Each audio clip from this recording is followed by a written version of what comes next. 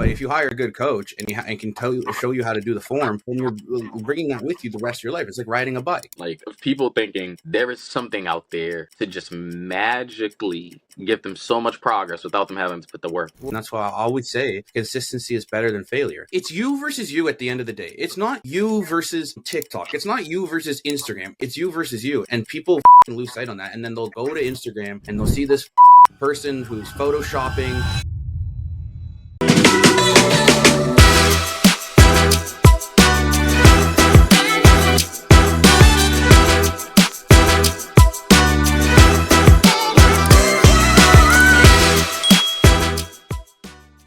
All right, 3, 2, 1. Ladies and gentlemen, boys and girls, people of all ages, everything else in between, welcome to the first ever all-digital episode of the podcast because, well, he's not in Toronto. I am here on a day sometime in 2025 because I really have no idea when this episode is going to drop. What else is new? I'm here with a guest because it'd be weird if I was talking to myself. His name is Chance, and now Chance. My name is Chance Strive. That is the name that I go by on all my social media platforms. I started my social media run just really doing anything that kind of worked. It was kind of just putting my personality in a platform, and I got lucky that it ended up working out. And then I think this is the part where I'm starting to kind of like figure out and choose my own niche instead of just let people kind of go along with my personality. So recently we've transitioned over to like the mental health and wellness as well as fitness, and I am loving it. I will not lie. The rebranding has been something that it's done a lot, and as of right now, I think I'm very much enjoying being able to do this because I think this is part of my purpose, being able to help people, and I have two different ways to directly impact people, which really matters, and I don't know, I think that's been really important for me. As far as my journey, a lot has randomly happened, but I think where I'm at right now is a lot more important. Gotcha, dude. So, I mean, what can people expect from like this episode? What are we going to talk about? From this episode, we're going to talk about mental health. We're going to talk about fitness as far as how it impacts your mental health. I feel like a lot of people don't really realize this. They'll be in a slump and they're kind of like, well, I gotta figure all these things out, do some soul searching. 1,000%. I feel like healing is a long life journey, right? Something we always got to tap into. But no matter how much progress you do mentally, I'm telling you, if whenever you look in the mirror, it is hard to be happy with what you see, I truly believe it does not matter how mentally stable you are if you are in a body that you do not feel like is your own or you do not enjoy. So that is why we're going to discuss body dysmorphia, because I feel like everyone is aware of it, but you really don't sit down and think about just how much it's impacting you. Because if you don't appreciate what you look like, normally that's the thoughts that you chase away. You feel me? Like, what exactly don't I like about myself? And the thing that I think the gym really offers, which is a beautiful thing that a lot of things in life offer, is a way to continuously progress no matter what. And anytime you don't see progression, there's either an answer you don't have or something that you're not doing. I've never seen it be anything else. If it's something you don't know, sometimes you have a condition that you weren't aware of, which is fair. Like, your battle in the gym is gonna be a lot more hectic than anybody else. But at least what I found is the gym normally tells you why exactly you're not able to enjoy yourself in your own body. As far as like being able to be accepting of what you see and being able to appreciate every part of you. Yeah, I think in terms of body dysmorphia, I have a unique perspective that a lot of people don't because I have both. I have all three perspectives. I have like really shitty beginning, really good ending, and then in the middle there was like times where like I didn't like what I saw in the mirror. Both sides of it, like when I lost the weight and when I didn't lose the weight. But now I'm at the point where it's like I don't think a lot of people actually are, and they lie to themselves. But I'm kind of at the point now where it's like tranquility, where it's like I actually just enjoy what I see in the mirror, and I don't really care anymore. Where I feel like I don't know, it's a really good feeling to not hate what you look in the mirror. But I guess we'll cross that bridge later. The best thing, or I guess like the first thing we should probably start with is like about you, like your background. What was like, you know, your fitness journey? How did it begin? What sparked your passion? You know, all that stuff. I could sit here and be like, I wanted progress and everything like that, but I'll be very transparent. It was a heartbreak, right? And it was one of those relationships where I don't speak bad on people from my past, because at the end of the day, if I do that, then I'm speaking on a version of themselves that they might have already grown from. And I understand how hard it is to make improvements and grow. So to ever be that person that is a reminder of everything that went wrong in someone's life is something that I don't want to do. But in that relationship, I think I was just starting off college too, like my first 2 years or something. So I'm around like 20 to 22 or something like that. And that relationship took a lot out of me. And I've had a lot of time to reflect and truly understand what that person was going through. And their world truly was falling apart. And I tried to be everything that I could for that person. And I'm not sitting here saying I was perfect. But as far as my intentions and what I wanted to do, I wanted to invest my all into this woman to make sure that whatever she needed, if she didn't have a lot of people around, I would be that person. Let me Yeah, at a certain point in that relationship, I lost myself. When I say I lost myself, I mean it's not even about looking in the mirror, not even liking what you see. It's looking in the mirror, not even being able to recognize you physically or even mentally when you're trying to look past your physical state. And what I recognized was I don't know what I'm gonna do to deal with the hurt, to deal with this ending, knowing that I thought it was something that I was willing to invest my all into. And at a certain point, I even had this thought in a relationship. Towards the end of it, I was like, if I don't give it my all, I am never going to be able to get over this. Like, there were times where I recognized that I should have pulled away, but I didn't. And I think for me, I grew up with my father being kind of in and out. So for me, abandonment issues was something that I had to get very serious on because I understood that people leaving me impacted me, but I just thought it was just like, okay, well, everybody reacts to that, right?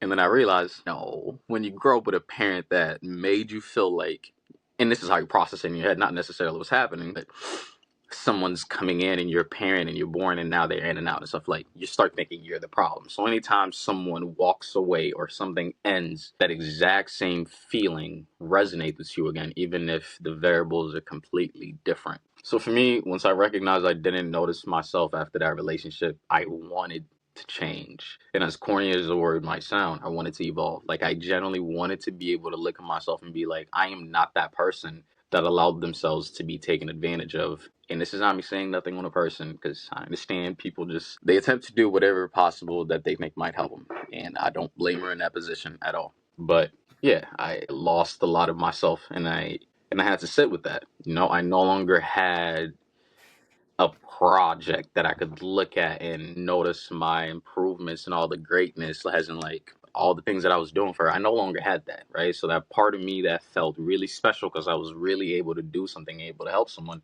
that went away. And now it's like, how do I fill myself back up? How do I get back to the version that I was? And then once I get there and gain some stability, how do I move past that? And the gym was a very big thing for me. And it wasn't just because I wanted to change what I looked like physically. The other part of it was also I recognized that I struggled with being disciplined, which is the reason why at times I would have the thoughts and I would know everything to do. I would know to walk away, but I didn't, which means there was a lack of discipline there. And when I looked around my friend groups, people that were the same age as me, people that were a lot older, what I recognized or started to realize was personalities do exist within certain sectors, right? If someone is in business or they're in like HR, depending on what their main role is, normally there's a personality that's a little bit more popular within those. And what I recognized was people at the gym seem very disciplined. The idea that you wake up every single day and you do something that you don't necessarily like to do. You love the gym and what it does for you and the progression you're able to make. But I don't think people realize it's like, bro, yes, I'm very consistent in the gym now, but even till to this day, I don't enjoy it every single day. There are days where I just show up. So for me, the idea of being able to do things, even though you don't want to do it, but you understand the greater purpose it serves, I wanted to have something that could instill that in me. So I picked up the gym. It was a way for me to heal and grow, but it was also a way for me to physically change myself. And I think I had dropped to probably the lowest I ever weighed around this time. And that was a time where my smoking was at an all-time high because I just, as much as I am an emotionally intelligent person, I did not have the capacity to deal with my own thoughts and emotions at the time. And that was very concerning for me. And that's kind of why I started going hard in the gym. Like I'm saying, like the first few months, I did like one of those 100-day challenges. And my whole entire goal was if I can get at least like a B plus or something, so like 80 to 85 days or something, I'm like, that would be a good thing.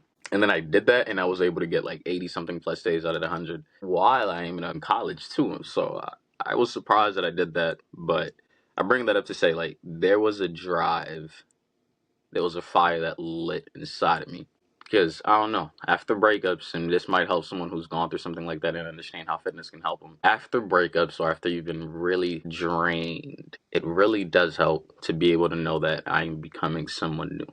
I am no longer this version of myself that did all of these things and that lacked so many boundaries, that lacked so much self love and self respect. So for me, that was kind of like the beginning of my journey and ultimately what got me on this path.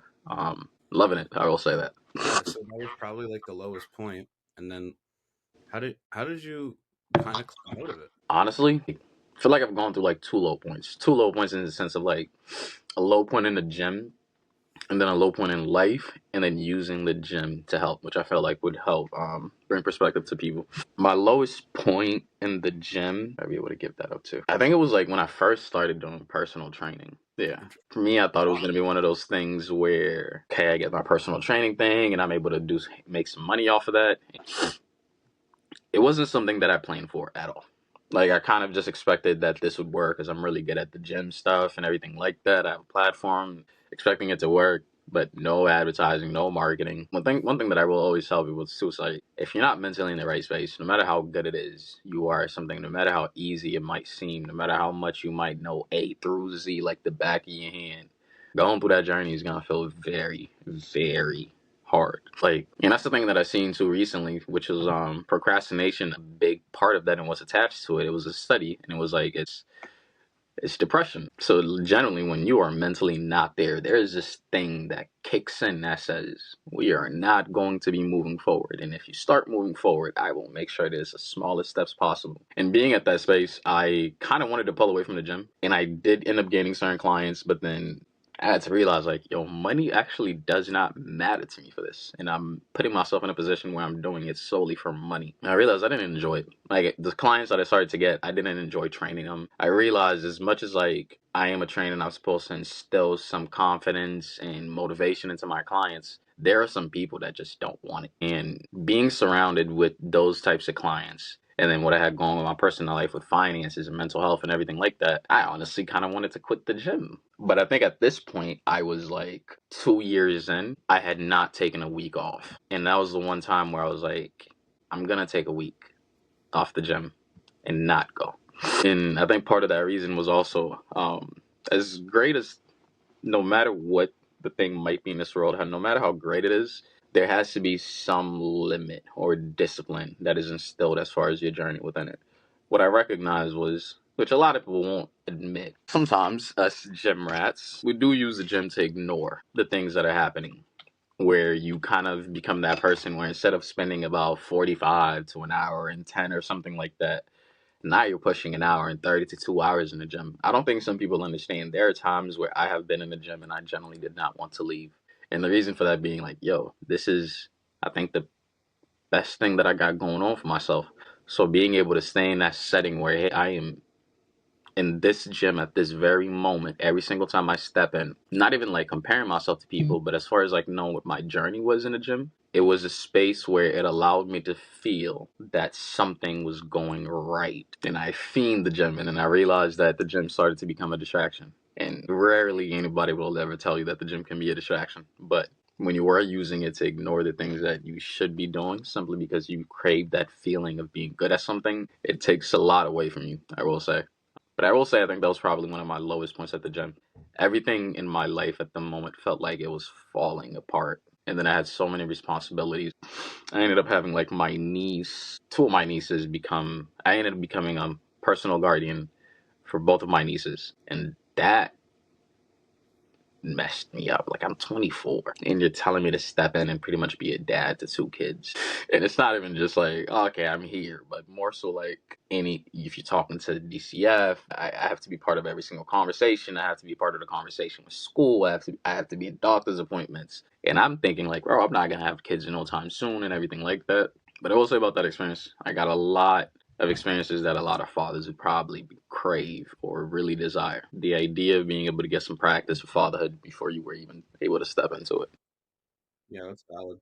But So the that worst was point. definitely the lowest point of my journey to the point where it felt like the gym was something I was using to escape everything else because of how badly So I I think was touching on lost. No, but I mean, like that's really good. We'll get into mental health and how much it helped me, and I'm sure it helped you. I was so against it, like when the whole COVID thing happened, Hmm. when like they like shut the gyms down. That made no sense, man. Like one of my favorite bodybuilders, he pretty much killed himself because he didn't have access to the gym. His name was Luke. Anyways, but they're talking about the kids. Well, not your kids, but like basically like kind of in a way Yeah. in going through everything where you're at now in life, like if you could go back and give your younger self like one piece of advice before stepping in the gym, what would it be? Everything you've done up until now, you figured it out, which is why you're here. Why stop thinking that's going to change all of a sudden because you don't see things as clearly? And I say that for myself because I promise this is not a overly confident thing, but as a kid, I'll say like I had an addictive personality in the sense of like once you put something in front of me, it's interesting. I want to be able to figure it out, and not being able to figure it out pisses me off. Hmm. So naturally, I picked up this habit of whatever I fall into, I'm gonna go all in because I really want to get good at it. I don't want to stay in the beginner's realm for too long, no matter what it was. I never enjoyed the idea of struggling with something for far too long. So normally I was able to pick things up. And times in the gym, it's very hard to ignore just how early you are in your progression.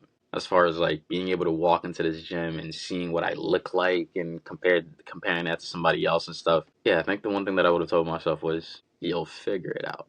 Because I will say there is a lot of fear that comes into the gym as far as like not even like actual fears. It's just like the perceived fears that we all put in our heads because we're about to do something new that might be hard and stuff. But yeah, what I would have told myself was like, you're gonna figure it out. And one thing people don't realize about the gym, there is not a single thing you need to know that is not on the tips of you, that is not on your fingertips through your phone. Like literally whatever you need to figure out, bro. That information is online somewhere, somehow. No offense, no matter how great these thoughts you think you have are, it is very rare that 1,000 other people within this field didn't have it already. Yeah. So I think for me, it's like understand that you'll be. I would also say like understand that you can leverage what people have done and what's out there to help guide you in your journey. The idea of being so scared that I was going to be a beginner for so long is something that I think would have definitely helped. The good thing is I started working out with friends, so that Mhm. helped me a lot. So that's advice I'd probably give people in your journey if you're starting out. Having friends around, it really helps. Even if those friends stop going, just to get over those nerves of working out while your form is horrible. At least you got somebody with horrible form right next to you too, so you don't really Well, I feel mean, like all that judgment might be coming at you. I would say to hire a coach on that end. I mean, if you because some people don't have friends. Yeah, if they're into finances, I would definitely say that's probably like a Well, top because tier. I mean, I would kind of not to just argue for the sake of it, but I would push against that because yeah, it's better to go to the gym and have an accountability partner than not. But if you both are doing logical stuff and like don't know what you're doing and your form's messed up, then that might not be the best course of action. Where like honestly, two for the price of one. If you both hired a coach at the same time and went over the Oh same yeah. stuff, then it'd be cheaper for both of you. But I'm not even saying that from a bias standpoint because obviously like I do that for a living. But like I hired a coach when I started my journey Mhm. and because I didn't know what I was doing. And a lot of people, it's like, I think it's such a weird mentality where I get it. It's like hard to admit you need help when it comes to something like this. But it's like, if you need to learn how to drive a car, you're going to hire someone like a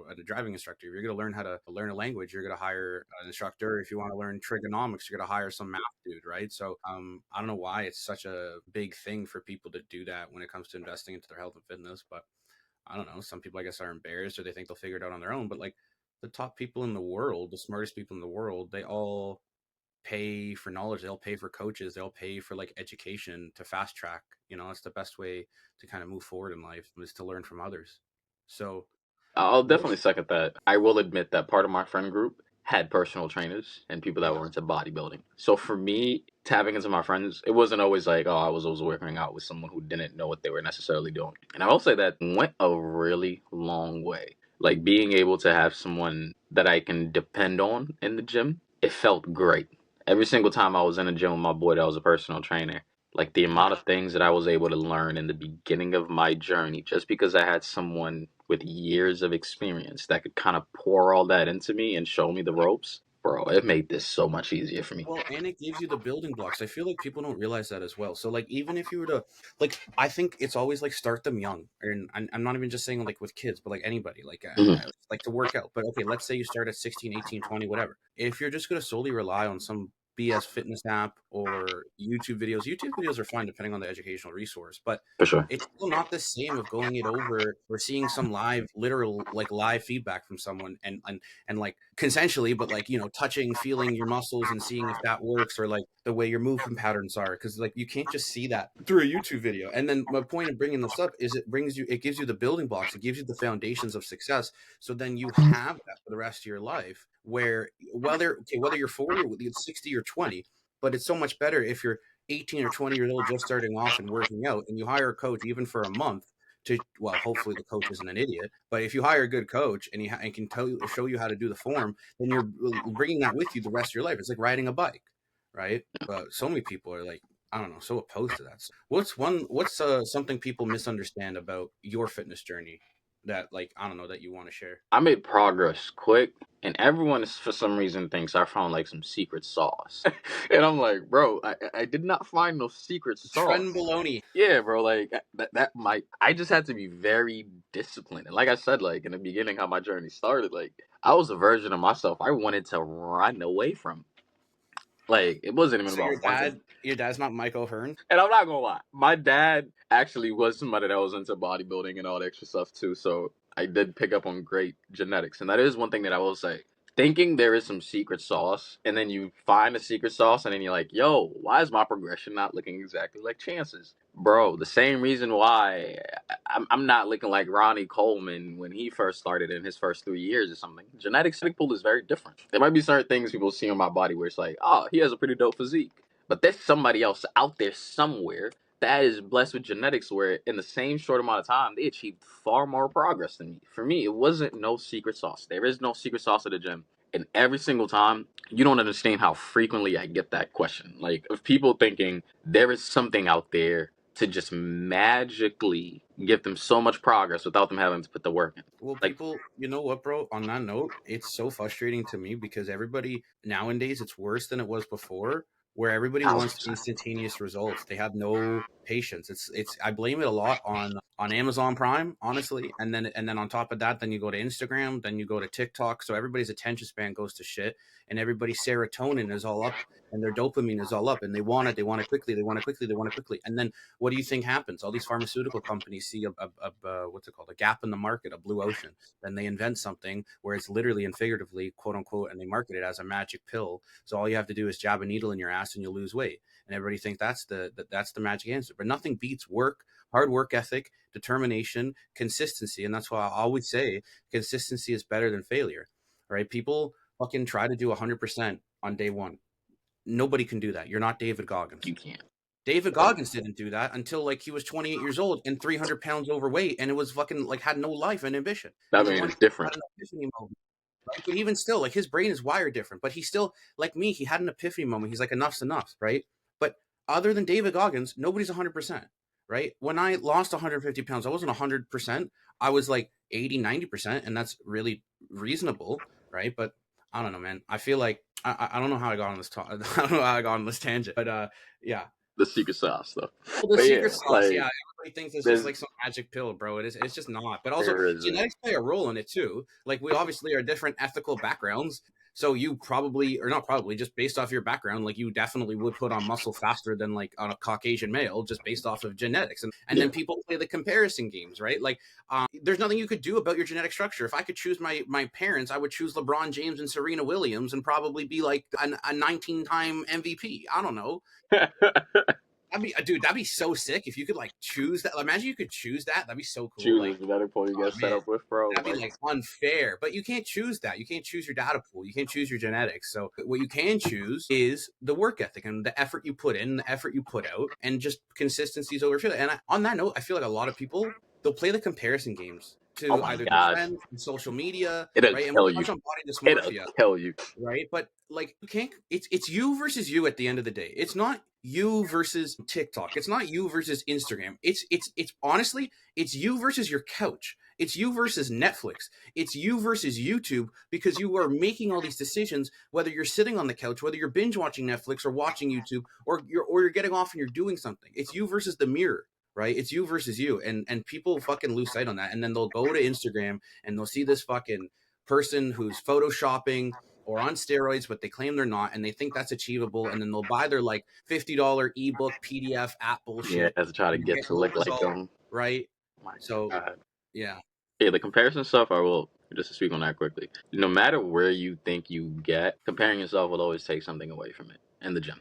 Like 1,000%, bro. There are certain things in life you may be like, oh, when you get to a certain point, you're chilling. Understand this, bro. There is a lot of people in this world. Like, and this is the thing that I've had to recognize. So I'm like, yo, I have a pretty good physique. I see it, and it's not even just like it's not even arguable. Like I've gotten to the point where I can generally just say like I have a really great physique, and I do not care what nobody thinks. I just know that is the truth. But even then, with how good I look, with how much progression I've made, how much I'm able to like focus on everything, how proportional I look and everything, even then I had to recognize, yo, I think I follow too many bodybuilding things on Instagram.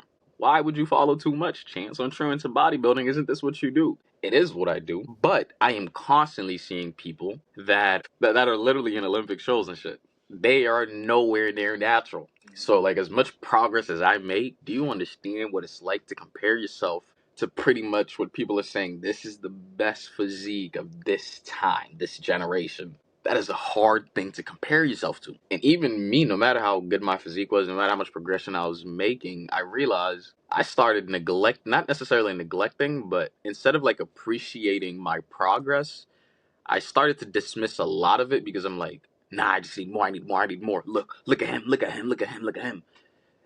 And I'm like, bro. yeah, you And just I have to chase think this about it, I'm big like, thing that's compare never gonna yourself to happen. the average male or the average person. Compare you and them.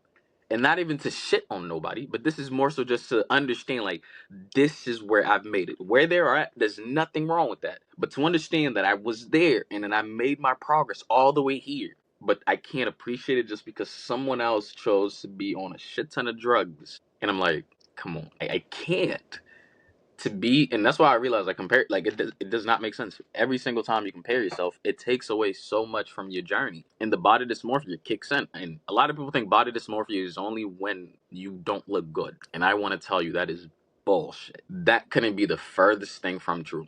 Like when I feel like at times I'd feel body dysmorphia more when I did get into the gym, and it's not because of the gym, it's because I didn't look at the gym properly.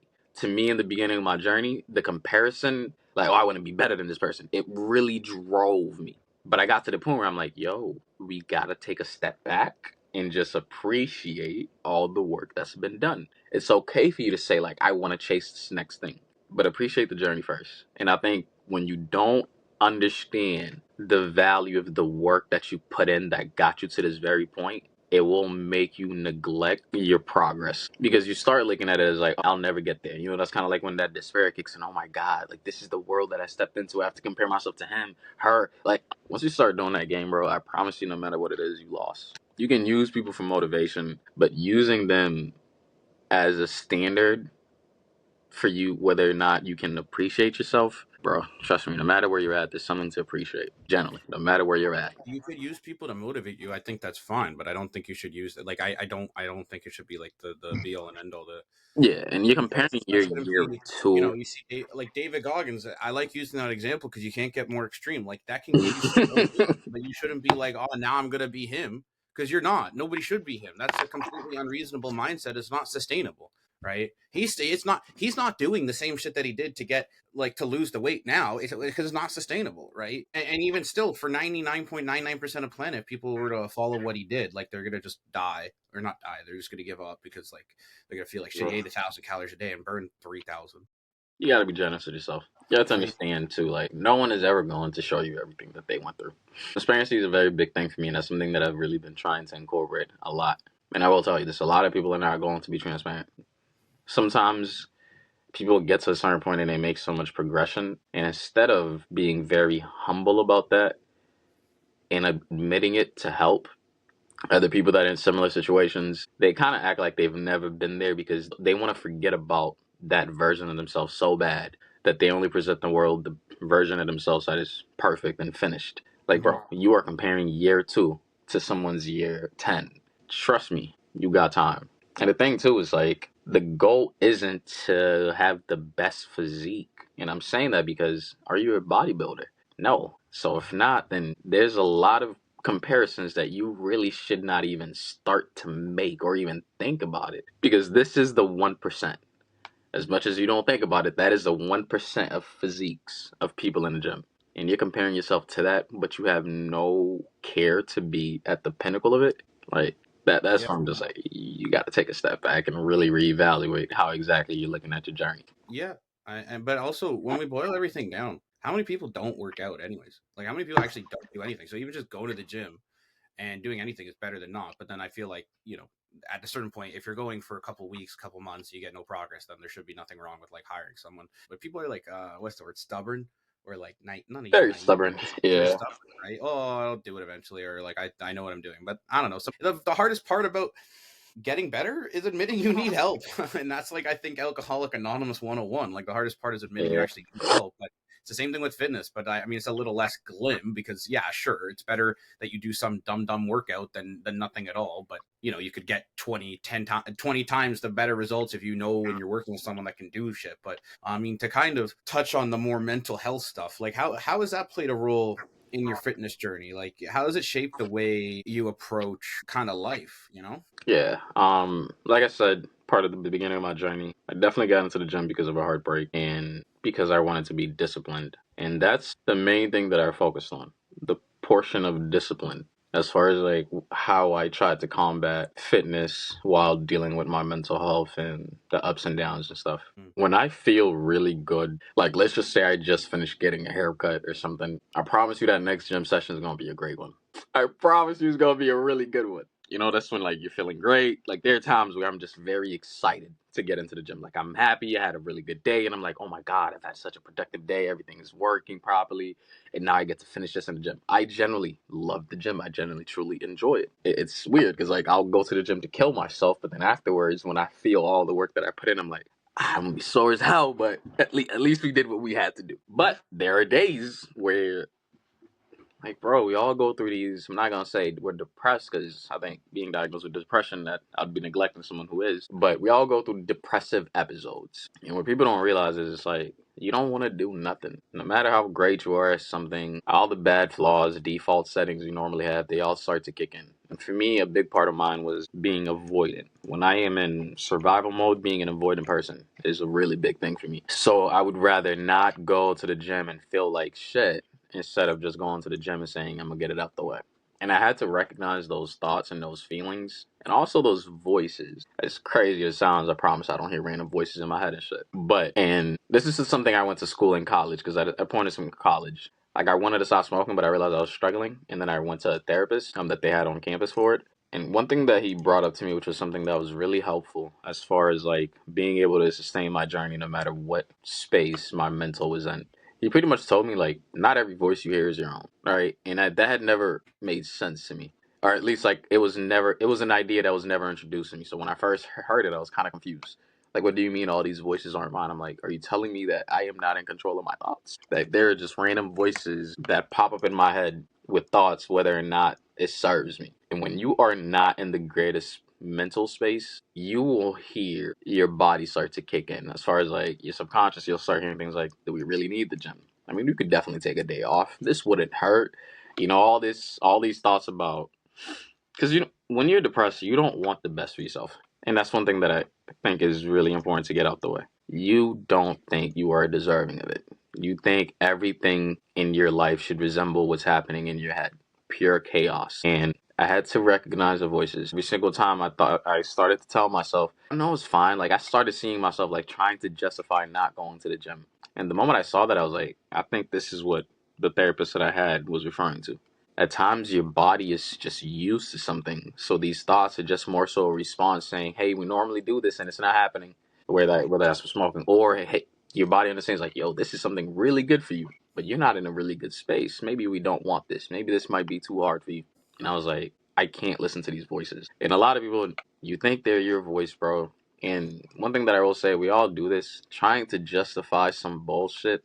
The moment you recognize that you should pull the plug on whatever thought process you were going down to give yourself leeway to do something you don't want to do. And for me, the big part about my mental health in the gym was constantly trying to control and navigate my thoughts in those moments where I wasn't feeling the greatest or life just wasn't really paying off and I wasn't enjoying it, it helped a lot to be able to differentiate those voices, to know like, hey, there's a voice where this person wants the gym and nothing else. So whatever voice is creeping in trying to justify my reason for not caring about my diet, my reason for not getting in the gym 4 or 5 days a week like I normally want to, like I really had to recognize when I'm in those spaces. And whenever I'm in those spaces, I try to go all out into the gym, but I try to have a limit in the sense of like, if I feel like I'm going all out in the gym, but I'm not, but it's not really transitioning over to any other part of my life, I know that's a concern. So I think with your mental health, it is a journey. And at times you're not going to recognize how it impacts the gym. But all I tell people as far as like advice on how to manage that and what helped me, it's be able to differentiate the voices. And the thing too is like, understand that you make a decision who you want to be. You don't just, you're not operating in this machine where it's on autopilot the whole entire time. Your brain is a computer, bro. There are certain thoughts you're gonna get that aren't the greatest. You don't gotta keep it. You don't gotta explore it. I'm not saying be a dismissive person when it comes to your thoughts and stuff, but just pay attention to the thoughts that no longer serve you, and understand that your default settings are what's kicking in. This is generally not you. It's not who you choose to be. So don't invest into it. Yeah, I mean, the one thing that you said that I think really resonated is where you said depression makes you want to not do anything, and it's Doesn't literally matter what it is. Yeah. a vicious cycle. I mean, one thing that helped me with my depression was working out. Obviously, it kind of gives you like something to strive towards and Yeah.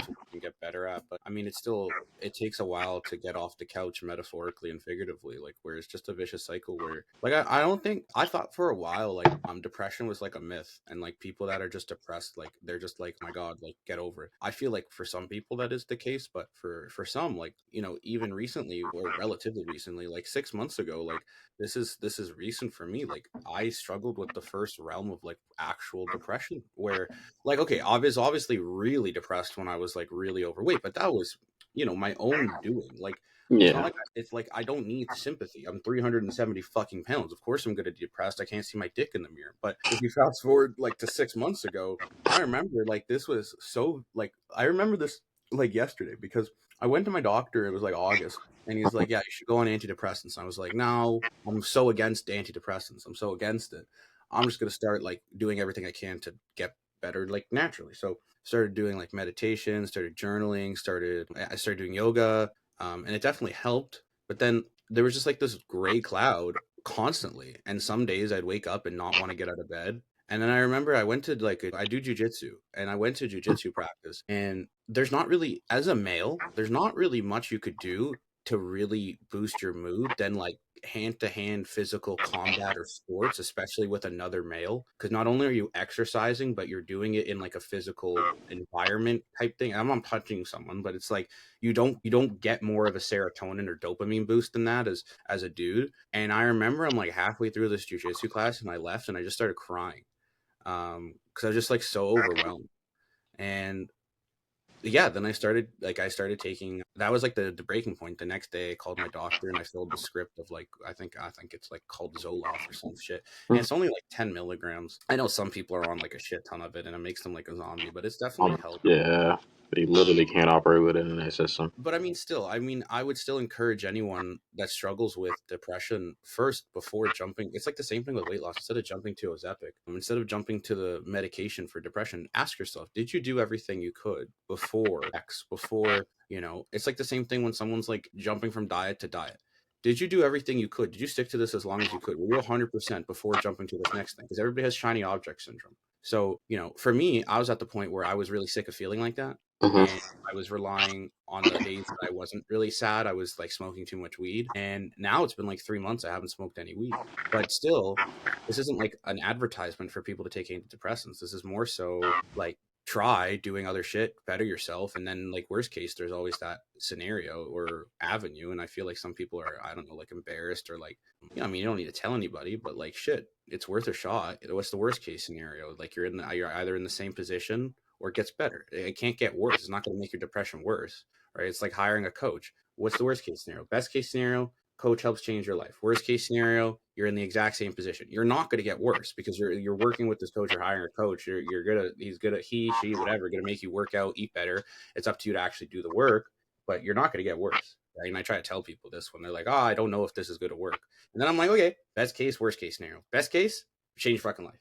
Worst case, 6 months from now, 12 months from now, you're in the exact same spot, except you've actually tried. Yeah. It's not like you're going to gain weight. It's not like you're going to magically like get more unhealthy. But the other side of that is the other analogy is when you don't take action, you don't change, right? You don't quote unquote start yesterday. Shameless plug. It's like you don't take action, and then what happens? You're in the same position, but more likely than not, because you're in the same position, you get worse because all of those days, weeks, months, years that led to you reaching out to someone for help, that's not good for your health, right? And so then you finally Yeah. like go for help, and then you don't pull the plug because you're afraid of your own. I guess you are your own worst enemy. Like it's like self belief issues, right? And I get it because I've been in that spot before. The only difference is when I hired a coach, when I wanted to hire a coach, I didn't back out. I actually like jumped off the diving board into the deep end, metaphorically speaking, right? It wasn't just like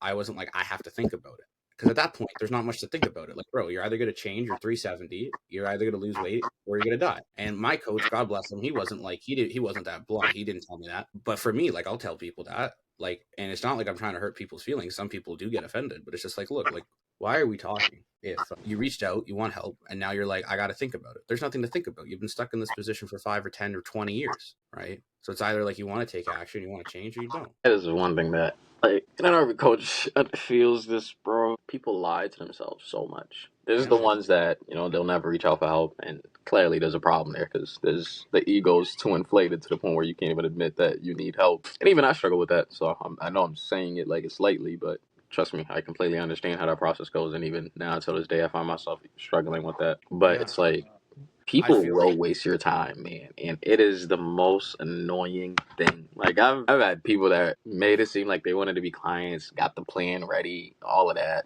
and then once it's that time, they're like, and now they start overthinking everything in the book, and I'm like, bro, come on. Well, I would never make a plan for someone if there wasn't some type of financial commitment because it's like kind of the analogy, put your money where your mouth is, right? But then also like I also don't really blame the client or potential client where it's like the longer they wait, the more doubt seeps in. So then it's like this is also what I'll tell people when they're like, I got to think about it. Where genuinely, from a psychological standpoint, right now we're here today to help you with XYZ. And so the longer you wait, not only is it going to get worse, but then you're in the same position, right? So it's like, what exactly do you have to think about it? Because most of the time it's just fear. Because if it's not finances, then it's just fear, right? So then it's like, why are you afraid? And then if you think about it, the more you think about it, the worse it's The going to get. worse it becomes. It's not going to get better. Our human psychology doesn't work like that. You start overthinking, overanalyzing, and you don't think in a positive light. You think in a negative light. You start nitpicking every single thing. Everything about it.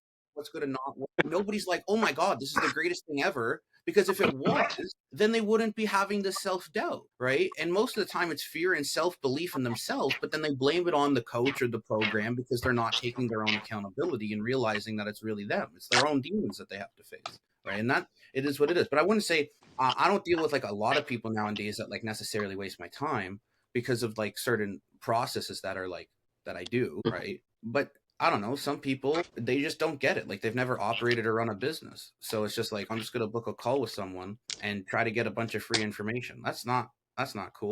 But like they don't Not cool at get it. all. They don't understand how disrespectful it is to that person, bro. Well, I would disrespectful. I wouldn't say it's like the right analogy. I would just say oblivious or naive or ignorant. Because Ignorant is probably a really good one. if they If they do it operated their intentionally, business, I will say, if yeah. they do So it if they intentionally. were if they were a person who operated a business, then that's a different story. Like that's just incomprehensible.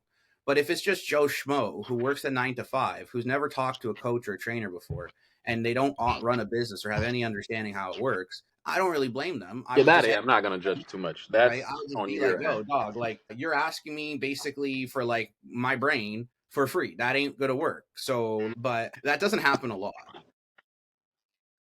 Yeah. I guess for the mental health aspect, how do you navigate this? Like, how do you navigate the pressure of being like David Goggins or like mentally tough in a world that often rewards like suppressing emotions, especially as a dude? Oh yeah, 1,000%. I think this is even yeah. For me, and that's crazy too. I spoke about this recently. The essay that got me into college was an essay that I wrote about being around me and my friend when we were like probably 11 to 13. I don't remember the exact age or anything like that.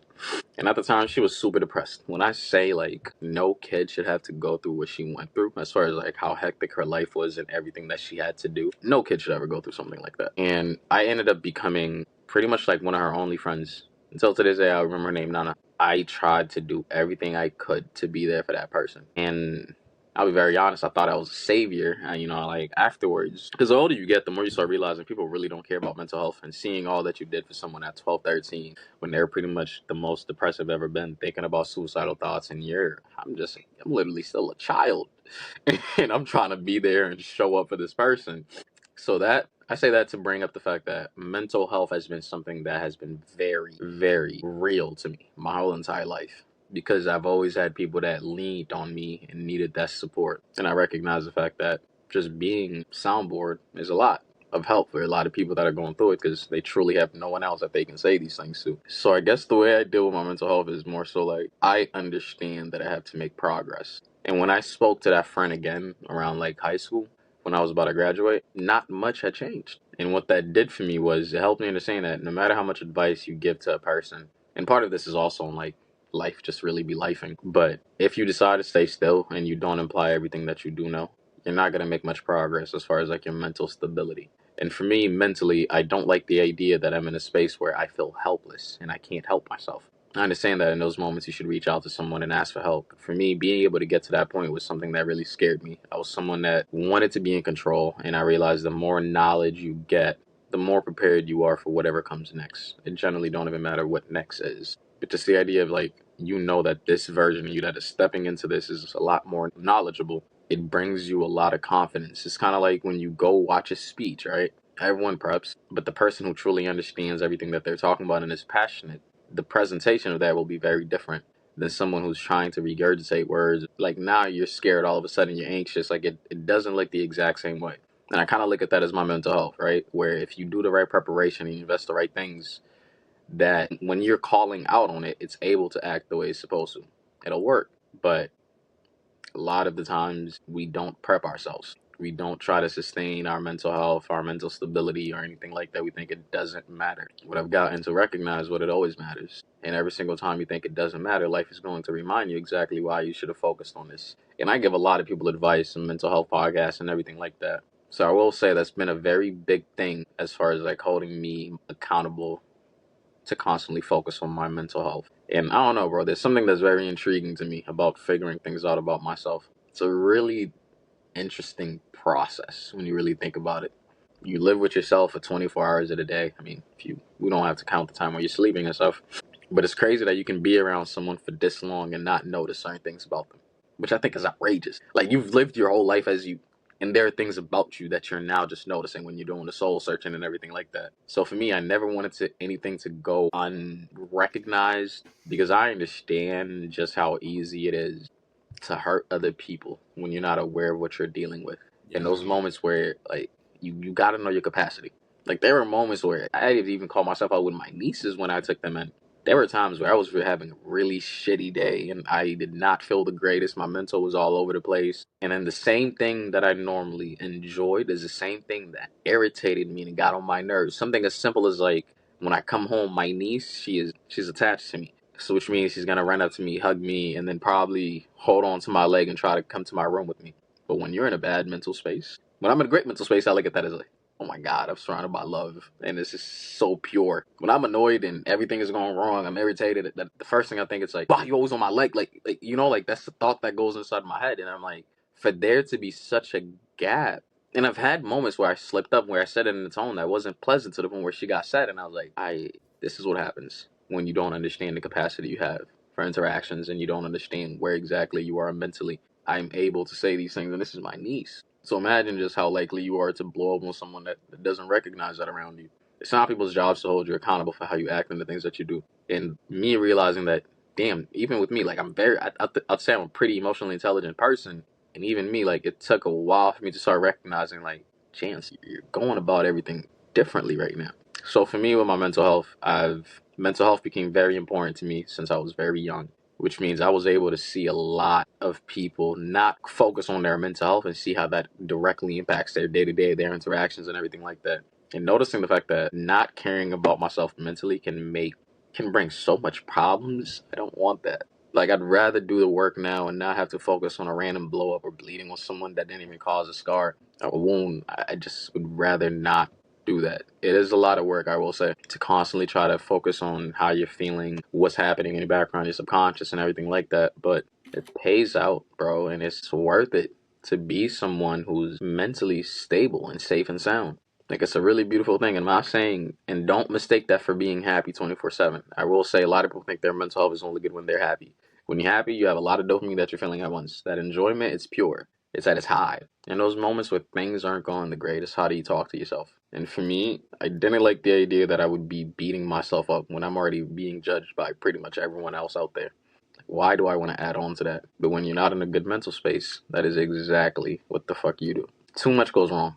So that's why So I've always tried to stay on top of that. what advice would you give to someone struggling with balancing like mental health and the fitness world? Learn, bro. Like, and this is even with the gym too. Like, and you can definitely attest to this as being a coach and stuff. Yeah. People are so lazy with self development, and at times it's like, bro, like a lot of people think like you got to do some. It's either you have it or you don't, or you got to do some magical shit to get to a point where you can sustain your mental health.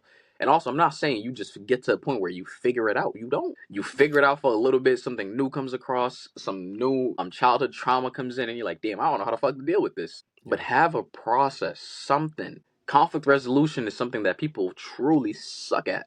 Like, the idea that you have a problem and you can't sit here and say, can I think of some answers? Can I think of some ways to find some answers? Bro, like psychology, today.com. That was my best friend in high school. I had a job where I was on a bus for like an hour or something. I needed something to kill the time.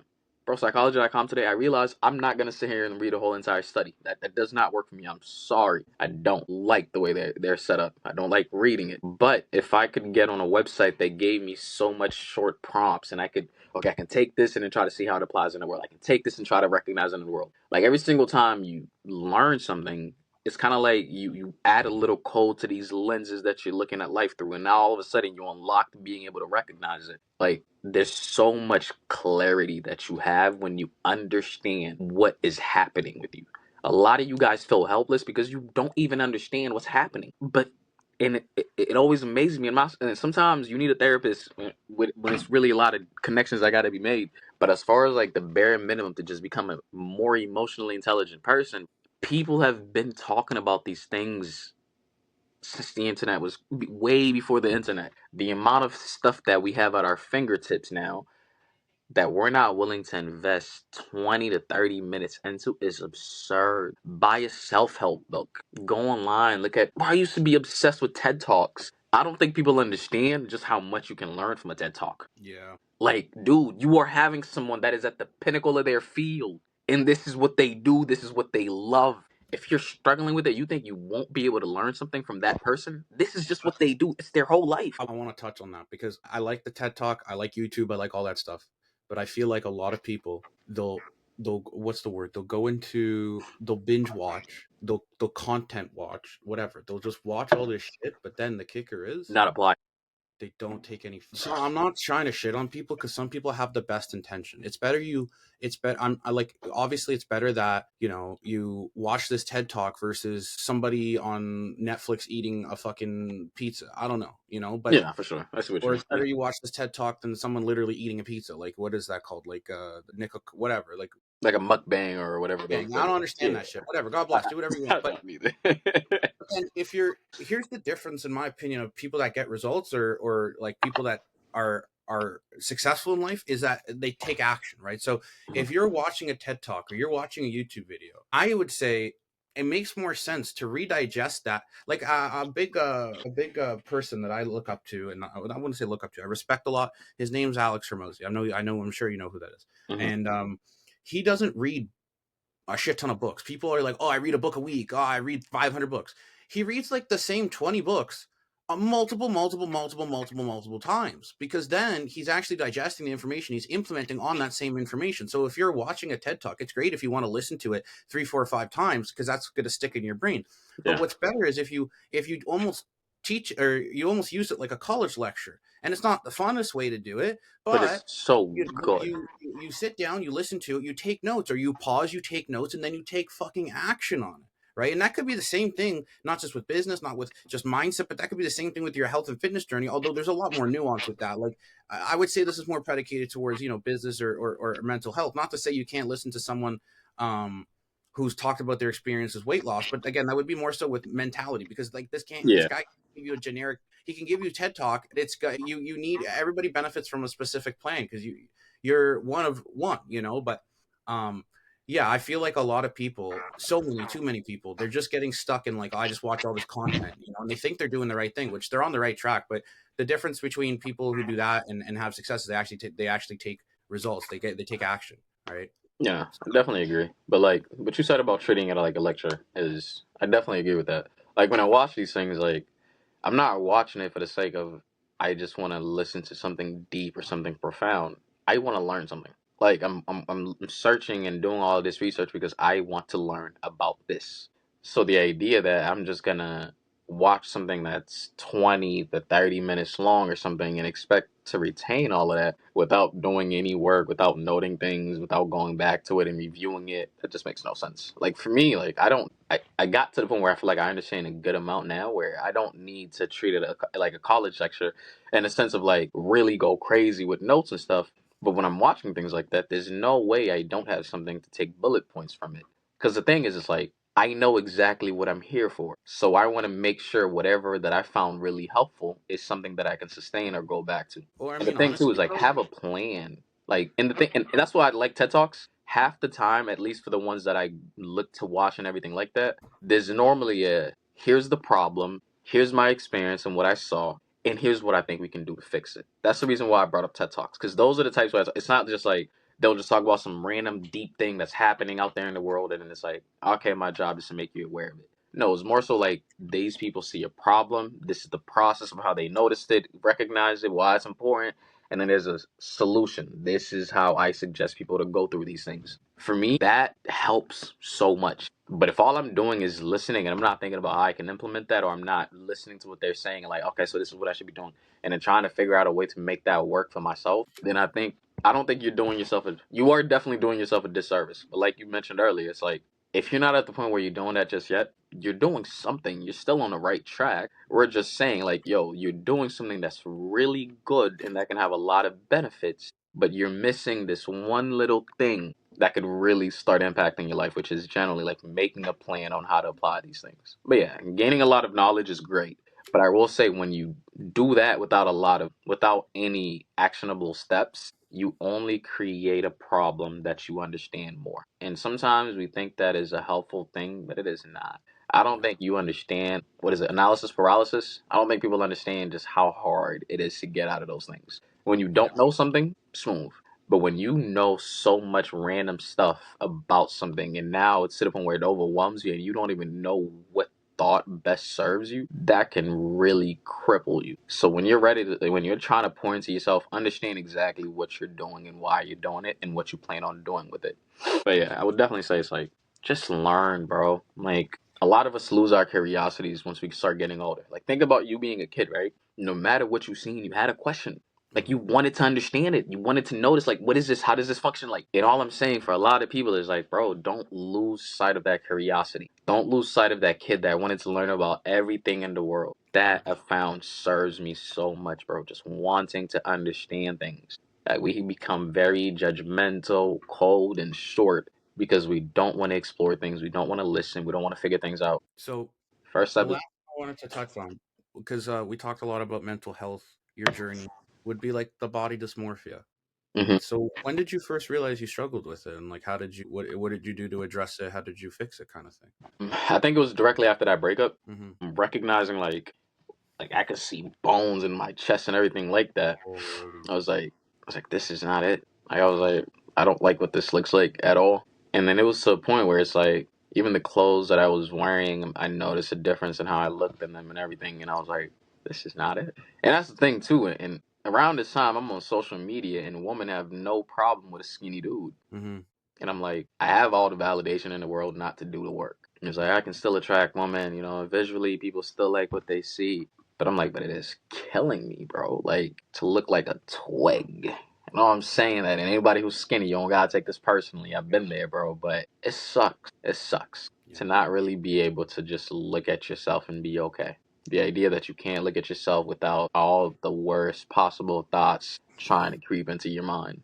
I don't think people understand just how annoying that is. And when you're losing a lot of weight, same thing with gaining a lot of weight, you Yeah. see the difference even outside of just when you have a shirt off. Like for you, it's probably like the additional fat around your face. And for me, it's realizing just how sharp every part of my face is and stuff.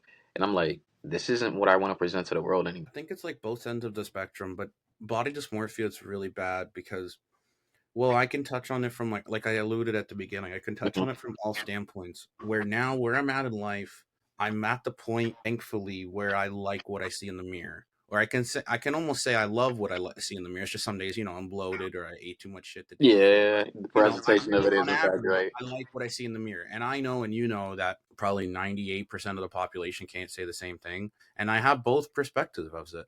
I was obviously really, really, really, really big and I hated that. But then it got to the point where I lost all the weight, but then I didn't like what I saw in the mirror because I was comparing myself to all these people that I was following on Instagram, that I was seeing Yeah, on YouTube, and I wasn't realizing at the time that's not attainable or achievable. Or even if it was, again, it goes back to the not genetic, you. Yeah, right? I'm not Ronnie Coleman's not my dad. I do have like pretty good genetics I'm just like just Canadian white dude. Like you look at cough cough, like look at Chris Bumstead, but like yeah. it's a matter of what's in the cards as well. And then yeah, in terms of the body dysmorphia, like I know I'm not going to name people, but like I know a good close friend of mine, he looks phenomenal and he hates himself. Like he looks in the mirror and he fucking it's disgust for him. And then it's also the same realm of like bodybuilding. I know so many that did a show, they get into quote unquote phenomenal shape, although people don't realize like that is not goddamn sustainable. They're literally not drinking water for 4 days. And Yeah, that person then compares themselves to these stage shots or these stage photos of them like shredded to the bone, and who knows how many drugs they took and diuretics. A week 100%. later, when they're not dehydrated and have nothing in their system and they're bloated in the mirror, they fucking think they look disgusting, and it's not healthy, right? So I guess for you, like what did you do? Like tools, resources, practices, any like what did you do to help? I will say what I did wrong in the beginning, as far as like once we got past that part of just like you just really got down this bad, and then I started my journey. What I recognized was, and that's the thing too, is like I started making progress, but mentally I wasn't.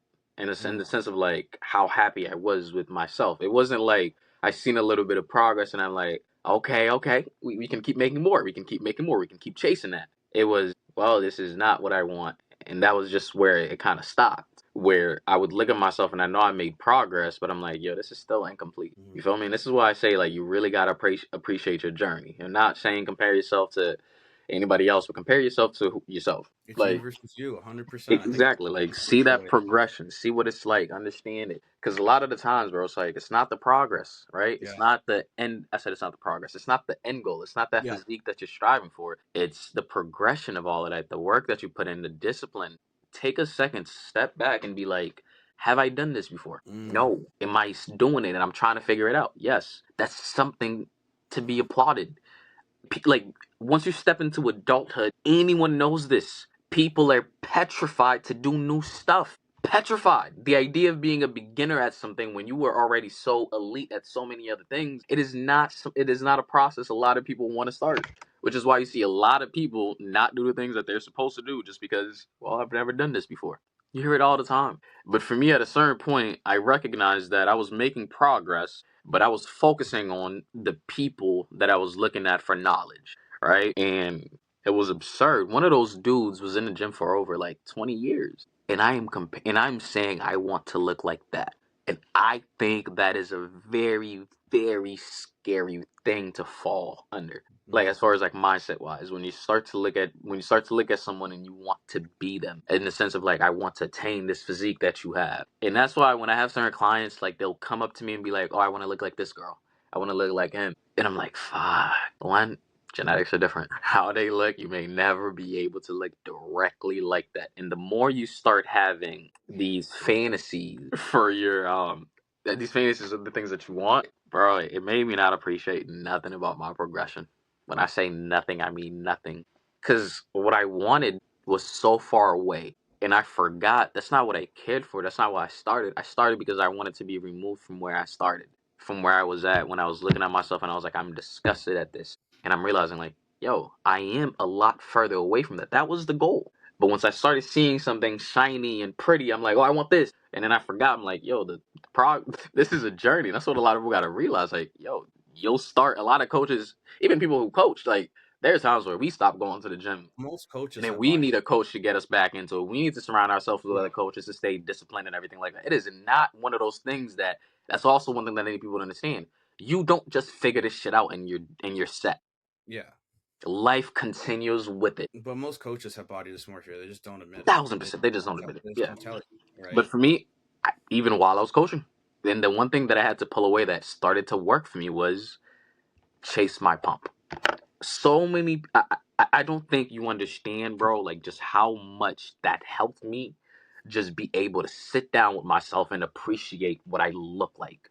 Like I can look in the mirror and be like, okay, okay. And the reason for that is I accomplished something. And what do I mean by that is instead of looking at this person's physique and saying, I want this, well, you're not going to ever appreciate yourself because every single time you look at yourself, you don't see them. You don't see that thing that you want to attain. But for me, what I started to do was like, all right, I finished working out. All right, I know I'm pumped up. I look at my chest. I'm like, oh my God, my chest looks beautiful pumped up.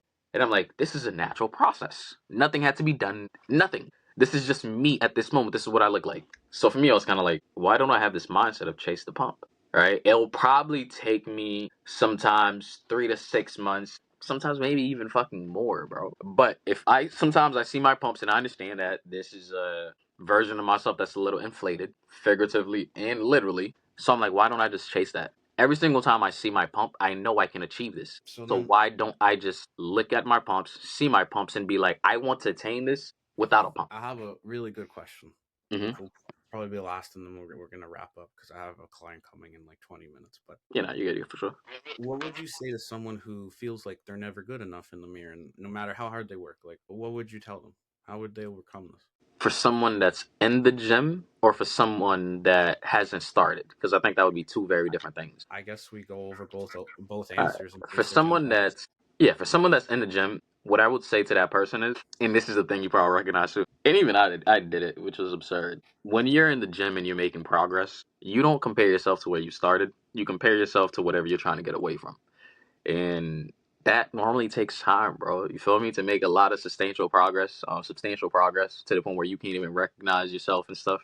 That takes some time and it takes some work. But a lot of the times, if you generally sit back and notice where you started, I promise you, you're gonna have a lot to be grateful for.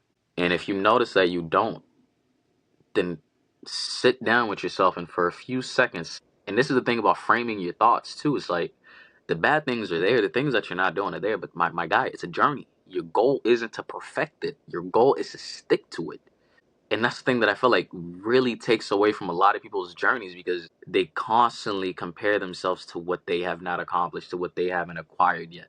Instead of like, my guy, are you this type of person that like you used to not even give a fuck about the gym? Now you're thinking about what else do I need to do to perfect this? See the change in mindset and understand that where you started, you were not this person. And I am pretty sure if you're someone that decided I am serious about the gym and I'm going to start making certain changes, not a lot of changes, even if it's little, at the end of the day, you're like, yo, this thing that I started that was really hard, it allowed me to help my diet a little bit. It allowed me to stop smoking a little bit. It allowed me to have an outlet where I could work on my anger because most of the times as a man, your anger is manifested as, that's the anger. You not feeling the greatest is manifested as anger, like your sadness and you need to take that out on somebody. At times, that's how some people process it. But when you're in the gym, you get to be under a lot of weights. It's like the gym can do so much for you. And at times, I think people need to take a step back and recognize that instead of just focusing on the end goal. For someone who hasn't even started with the gym, what I would say to this person is you only get one chance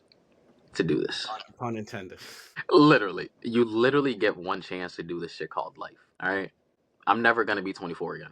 No matter how much I want to be 24 again. I'm 25 now. I will never be 24 again. That's So so much. why do I want to keep delaying everything that I need to do? That's why I call this the Start Yesterday podcast. because it's like, why wait? Start yesterday. The best time to start is yesterday. The second best time to start is It's right today. now. Yeah, bro. It's like, So many trust people me, wait. bro. Choose yourself. And the regret you feel for the opportunities you let go for the things that you didn't do, understand that I it could gotta, eat yeah, I you gotta. alive. I don't regret a lot of. I don't really regret anything I do. I regret the things that I That do I not. didn't do or that you And so missed out on when and stuff. you're Yeah. 80 years old, if you're a multimillionaire, do you think the 80-year-old's gonna say, I wish I had more money? No, he's going to say, I wish I had more time. Time is our most valuable asset. It's not money. And so the biggest thing that I hear from all these clients that I've worked with that I've helped change their lives, change their trajectory is, oh, fuck, I wish I started sooner. Because some people reach out to me when they're 40, when they're 50, when they're 60, and it's better late than never. But then they're like, oh shit, it only took me a year now. I'm down 100. Wish I did that 20 years ago. So then I would have been able to play with my kids longer. It's never late than never, but it's always better to start sooner than later. It's better to start yesterday than it is to wait a decade and just keep lying to yourself and saying, I'm gonna wait till Monday. I'm gonna wait for next month. I'm gonna wait for this. I'm gonna wait for New Year's, right? I mean, it's March right now, so the whole New Year's resolution bullshit is over. But how many people, the September, October, November, December, I'm just gonna wait for the New Year's because I got holidays coming up, this, that, and the other thing. All Nah, the man, excuses. start yesterday, right? Because the longer you wait, the longer you delay, the more you're not going to take action. And it could be the simplest shit. Consistency is better than failure. It could be the simplest shit. Literally, just start with a walk every day. You start with 1,000 steps, then the next day 1,100, 1,200, and before you know it, you get to build the habit of walking, and then you can start with another thing. You stack another habit, and it's just consistency, and it builds. And then you reach out to a coach to show you how to fucking work out properly in nutrition, because there's a lot more to that. But we don't got time because I have to pee and also have a client coming in 15 minutes. But before we end, now that I out of the way, yeah, how to just plug your stuff. Like, how can people find you? Oh, Anything else you want to mention? people can find me Chance_Strive on IG. My podcast for mental health is called A Chance to Strive. Yeah, and I think the last piece of advice based off this whole conversation that I'd leave people with is, bro, loving yourself, it really does a lot. And no matter what it is that you're distracting yourself with or that you're chasing that you think is going to be a solution to this hole or this despair that you're feeling, it does not go away, bro. It does not go away. And the What thoughts that cripple you when you start something and you're about to fail, understand that these are new thoughts that you once didn't have, and you only have them because you started something that was hard. Yep. Don't let these thoughts of failing once cripple you. Understand that if you're feeling like you shouldn't start again, you weren't that person before. You never started it, right? At one point, you never started it. You didn't even have the idea that, okay, I'm gonna do this. And now you're the person that's thinking, damn, do it again. Think about that. Like, not the part where you're saying, I'm afraid of doing it again. You didn't want to do this once, and now you're processing a thought that's saying, let's do it a second time. When you can at times like nitpick your own thoughts and understand how to frame them, and that's also the thing too. Is like the last thing that I'll give is like, don't speak negatively about yourself in general. Your brain is a computer. It is a system. Your subconscious, a lot of people don't understand how to look at that, but think of it as a reflex. Yep. Everything that you think, everything that you watch, everything that you say, it gets recorded up here and it is stored. The same way when somebody tosses you something, you just catch it. At times, your subconscious is the exact same thing. And if you're not aware of what the fuck you are putting in it and how you're sustaining it, my guy, you will not be able to, no matter what you accomplish, that Yep. happiness will be short. Well, to quote RuPaul, if you can't love yourself, how the fuck are you gonna love someone else? So I think we'll put a cap on that. All your stuff will be in the description. If you're watching on YouTube, drop a like, comment what you found useful, subscribe for more because I drop a podcast every week, or I try to. If I didn't, I probably died. And yeah, if you're on any other platforms, I don't know, do the algorithm stuff. It really goes a long way. It's also free. This is just free stuff. The law of reciprocity. You know, what a crazy concept. You have this free entertainment, in return, just drop a thumbs up, because then it pushes more people. And do you not want to help more people get, like, help them with their fitness and mental health journey? You Because if you can't be like, gatekeeping with good things. like, it's going to help other people. Like, oh my God, you know what? You're doing the earth a disservice if you don't like this video right now. If you're still listening to me ranting, if you haven't liked this, wow, unbelievable. Just know You should be I'm ashamed of doing yourself. just yeah, unbelievable. But anyways, I might go on his podcast. He'll probably come back on this one sometime in the future. And then yeah, leave a comment if you want to see anything else. And until next time, guys, thanks for watching, and say bye. Adios. Okay, peace. Peace, Mike.